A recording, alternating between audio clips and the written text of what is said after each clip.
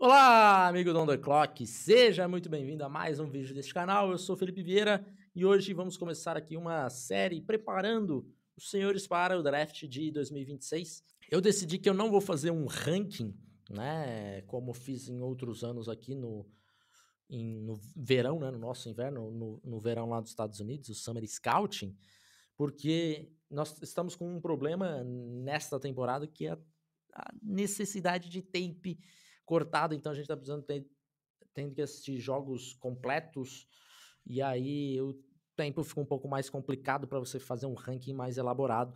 Mas a ideia é que eu apresente aqui os principais nomes. Claro, vou dando um pouco do meu pitaco sobre esses caras, mas eu não vou trazer aqui um ranking do primeiro até o décimo, coisa do gênero, falar mais dos principais nomes e apresentar as características desses caras, tá? Então, como estamos começando, não esqueça o seu likezinho, se inscreve no canal e vire um membro, caso ainda não seja um, que ajuda bastante o canal e tem conteúdo extra para membro também, tá? Vamos lá, começando com Fernando Mendonça, quarterback que era de UCLA e se transferiu para Indiana nessa temporada, então veremos aí um novo time para o Mendonça, um cara de 21 anos que tem um ótimo braço, tem boa precisão, boa mobilidade. Acho que essas são as principais características do Mendonça, tá? Ótimo braço, tem realmente capacidade para fazer todos os lançamentos ali na NFL. Consegue fazer esses lançamentos fora de plataforma, então é um ponto que dá uma expectativa positiva para o Fernando Mendonça, caso ele consiga realmente desenvolver, e esse é o plano dele, né, indo para Indiana, sair de Cal e conseguir um pouco mais de desenvolvimento em outra universidade. Veremos se ele vai conseguir encontrar isso, né? Mas é um cara que tem um problema que é sério, que é o mais preocupante no momento, que é a forma como ele lida com a pressão, a forma como ele gera pressão por si só, né? É um cara que tem muito sexo na carreira, é um cara que tem uma taxa muito alta de pressão convertida em sec, ou seja, é, geralmente quando a gente pega um quarterback que tem essa estatística alta, é um cara que está gerando pressão para ele, e aí isso se converte em sacks. É uma forma da gente olhar isso e não conseguir colocar toda a culpa do sacks que ele teve, né, na sua linha ofensiva. 8,7% de sacks sofridos em jogadas de passe, então é um número bem alto, né, é o mais alto de todos esses quarterbacks que eu tô citando aqui, e também é o cara que tem um maior número de pressão convertida em sacks, tá? Então falta escapar um pouquinho melhor e gerenciar o pocket um pouco melhor. Fernando Mendonça, que tem um bom braço e boa precisão e bom ball placement, mas tem isso daqui que ele precisa evoluir, né, bem rápido para ele ser um prospecto aí de primeira rodada, né, no draft de 2026. E aqui uma outra coisa que eu esqueci de falar, né, na introdução do vídeo, eu acho que essa classe, ela tem um potencial muito grande em comparação a 2024, tá? Em comparação ao draft de 2025, no caso, né? Então, acho que teremos mais quarterbacks aqui, tanto em talento, em alto nível, né? Lá no topo do draft, quanto em profundidade em final de primeira rodada, segunda rodada, terceira rodada. Eu imagino que teremos mais jogadores escolhidos no draft do que tivemos em 2025 na posição de quarterback, tá? Partindo pro próximo jogador, temos o Nico Yamaleava, jogador que agora é de UCLA, ele era de Tennessee, né? Pediu uma grana alta lá, Tennessee deu uma bica nele e ele acabou indo para parar em UCLA. O Nico Yamaleava, ele é um cara que ficou o tempo inteiro no high school disputando com o Art Manning. Sempre foi o cara no Elite Eleven, né? Os dois principais nomes eram eles. Então, também é um cara que foi 5 estrelas saindo do high school, assim como o Art Manning. Então, ele tem uma expectativa muito alta como um prospecto de NFL. Só que neste momento, o Yamaleava, ele ainda não conseguiu se encontrar no college. Em Tennessee não jogou tão bem assim, mas é um cara que tem um braço absurdo de forte também. É um cara alto pra caramba, 6'6" de altura. É um cara que precisa aumentar um pouquinho essa massa muscular, 215 libras não é o ideal para a altura que ele tem, mas é um cara que, assim, ele tecnicamente, você olhando os lançamentos do Nico, se você for assistir um Elite Eleven, por exemplo, você consegue entender por que ele era um recruta tão alto, né? Porque mecanicamente ele é muito bom, tem um release muito forte, tem um braço maravilhoso.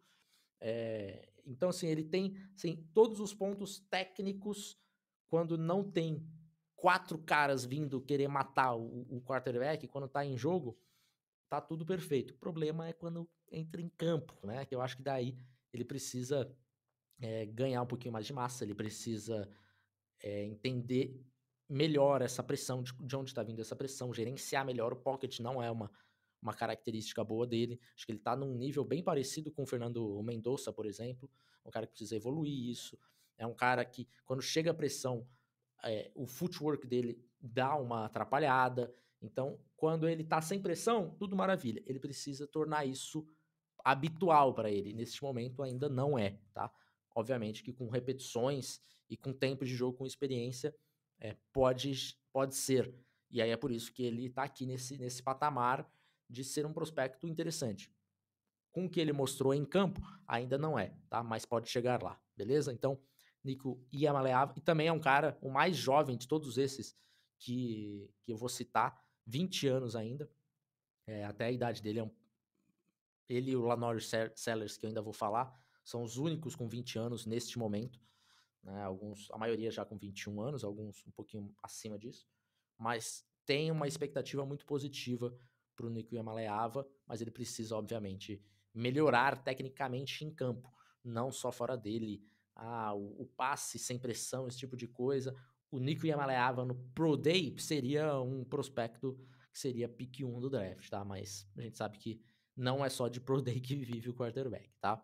Partindo para o próximo, nós temos o Drew Waller, quarterback de Penn State, jogador de 21 anos, tem um braço muito bom também. É um jogador que esteve ali em Penn State e por um tempo se falava até do Drew Waller ir para o draft, né? E de repente brigar aí para ser um quarterback de primeira rodada. Mas acabou que ele teve um jogo muito ruim contra Notre Dame, né? E acho que aquele jogo contra Notre Dame acabou atrapalhando os planos dele de ir para o draft. E aí ele acabou voltando. Era um cara que tinha uma expectativa muito alta. Eu acho que Penn State não deu as melhores armas pro Drew Waller. Talvez ele retornando, Penn State prometeu que faria um trabalho melhor, e eu acho que fez, né?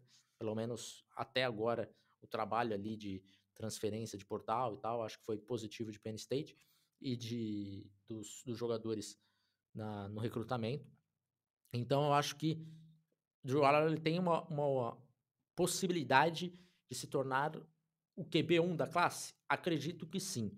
Não acho que é o mais provável, né? Eu acho que neste momento é um cara que precisa melhorar sob pressão, é um cara que precisa melhorar principalmente antecipação, né? É um cara que precisa ver o alvo dele estar livre para começar o movimento do lançamento. Eu acho que isso na NFL não rola, você não vai conseguir esperar muito tempo, né? Tudo bem que o braço dele é bom e ele consegue, de repente, tirar um pouco desse problema, mas é legal que ele criasse esse ritmo um pouco melhor, né? E é um cara que também teve uma taxa alta de passes interceptáveis, né? Acabou soltando muita bola que não deveria nesse jogo contra Notre Dame aí. Teve alguns, assim, que você coça a cabeça e que você fica pensando se seria uma boa você escolhê-lo no draft, numa primeira rodada, por conta desses lançamentos, mas ele tem as ferramentas para ser um quarterback melhor. Eu acho que, sinceramente, acho que ele brigaria ali para ser o QB2 no ano passado, no último draft, né? O Ken Ward provavelmente em primeiro, ele em segundo, mas é um quarterback que tem capacidade para melhorar e evoluir e chegar ali no draft de 2026 e estar ali na primeira rodada brigando, talvez num top 10, tá? Partindo para outro quarterback, talvez o cara com a maior expectativa de evolução é o Lanoris Sellers, quarterback de South Carolina, também tem 20 anos, né? É um cara de 6'3 de altura, 240 libras, então ele é um tanque, né? É muito forte. Correndo com a bola é muito bom o Lanoris Sellers, possivelmente é o melhor da classe inteira. Tem um braço absurdo, talvez seja o melhor braço, acredito que seja o melhor braço dessa classe, mas o Lanoris Sellers ele precisa evoluir muita coisa como passador também, tá? É um cara que teve muitas bolas interceptáveis no ano passado. Ele é um cara que, por causa do atleticismo dele, ele consegue estender as jogadas, mas isso às vezes se torna um problema para ele, porque ele consegue estender, mas ele não consegue finalizar a jogada. Em alguns momentos isso me incomoda muito. Sem dúvidas, é o cara que teve mais tempo para lançar a bola, muito por conta dessa extensão da jogada que ele tem, mas também é o cara que mais sofreu sacks na temporada. Um dos, né, junto ali com o Mendoza. Acho que ele fica no segundo lugar. Então, ele é um cara que, mesmo conseguindo estender muito as jogadas, ele sofreu muito sacks porque ele fica tentando achar a jogada no fundo do campo que ele vai ganhar 7 pontos de uma vez. E às vezes você precisa aceitar que você vai ganhar 8 jardas e tá ótimo, entendeu? E falta um pouco isso pro Lanoris Sellers, falta um pouco de experiência pro jogador, tá? Acho que ele tem pontos dentro do pocket que não são legais, tem um braço muito forte, mas que ele precisa aprender a saber lançar outros tipos de bola também, e tomada de decisão também precisa ser melhorada, tá? Também tomou muita decisão equivocada o Sellers. Mas é isso, é um jogador que ele vai ser parecido ali com o Anthony Richardson, tá? Essa vai ser a comparação dele, assim. Tem um teto muito alto, mas ele precisa evoluir como passador e obviamente que essa temporada vai ser muito importante porque ele vai ter um tempo que o Anthony Richardson, por exemplo, não teve no college, né? Imagina que o Lanoris Sellers ele tivesse ido pro draft esse ano. Não sei se ele seria um jogador de primeira rodada. Talvez, mas ele entraria com pouca experiência na NFL, né? Foi mais ou menos isso que aconteceu com o Richardson. Então, uma temporada completa, mais uma temporada que ele vai ter cheia, vai ser muito importante para os Sellers para mostrar esse desenvolvimento. Próximo da lista é o Cade Klubnik, jogador de Clemson, 21 anos.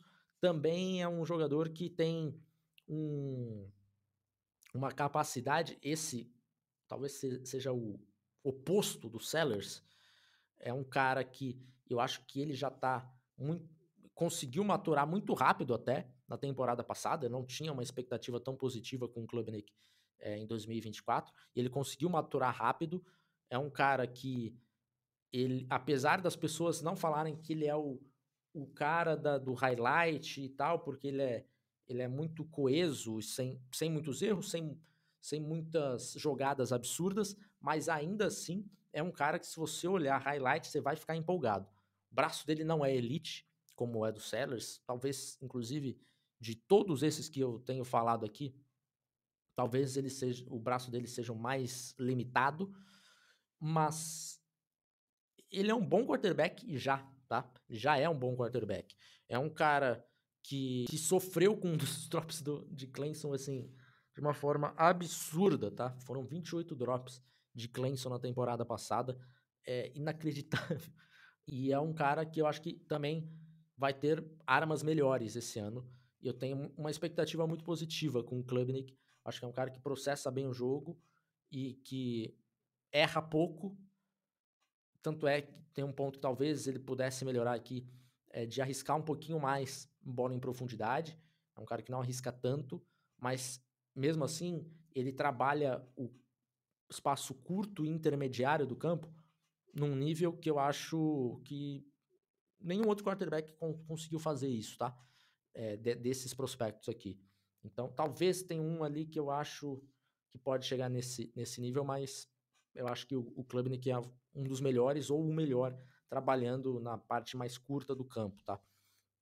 E é isso, Cade Klubnik deve ter mais oportunidades novamente esse ano por ter armas melhores. Espero que tenha armas melhores, porque sofreu um pouquinho na temporada passada aí com seus companheiros, seus drops, o QB que mais sofreu com drops, né, dessa lista toda que eu tô passando aqui. Agora falando de um já um pouquinho mais conhecido, Garrett Nussmeier. Você provavelmente já deve ter ouvido falar dele, porque ele já poderia ter ido para o draft no ano passado, acabou resolvendo voltar para a LSU. É um cara de 23 anos, então ele já tem essa experiência. Eu acho que essa experiência é importante pro draft stock dele. E eu acho que foi bom que ele voltou também, porque ele tem mais coisa a melhorar.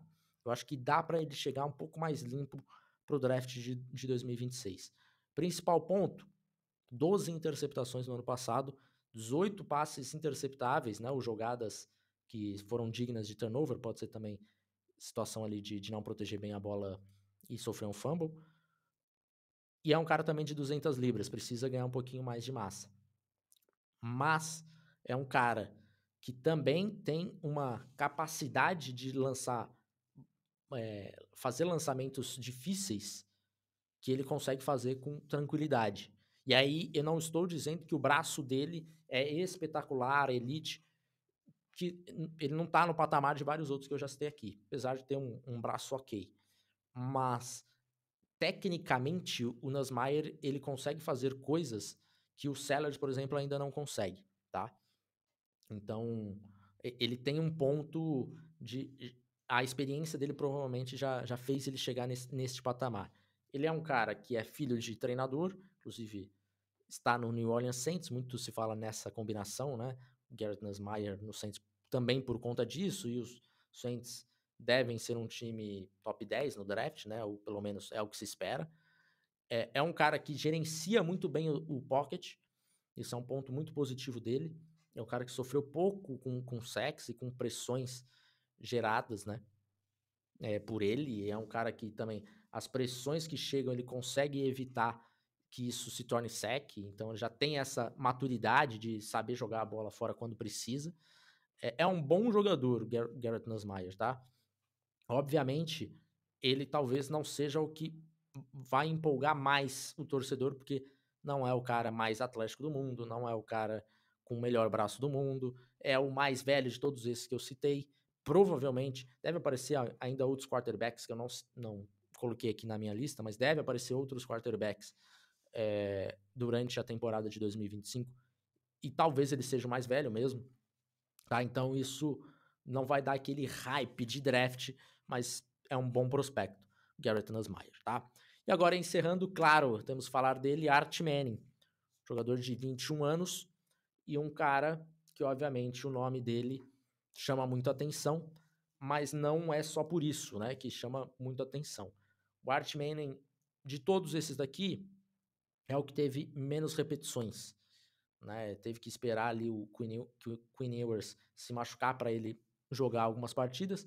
Teve sorte, jogou contra muita mosca morta enquanto o Quinn Ewers estava fora. Então tem que ter um pouco de cuidado para ver as estatísticas do Arch Manning, para não se empolgar demais. Mas olho aqui o pouco que ele jogou, mesmo contra algumas moscas mortas, e eu vejo um jogador especial, vejo um jogador diferente.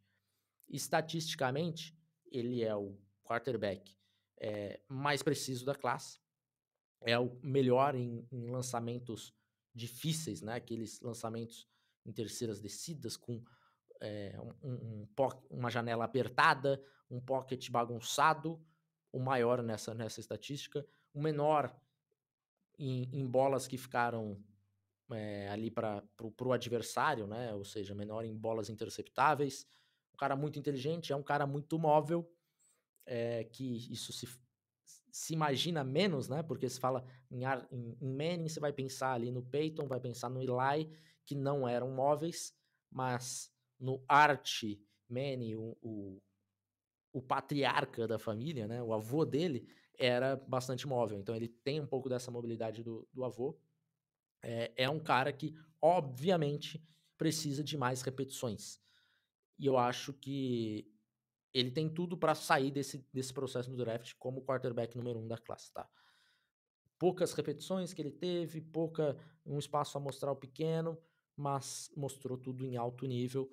E eu acho que é um cara que está bem estruturado aí.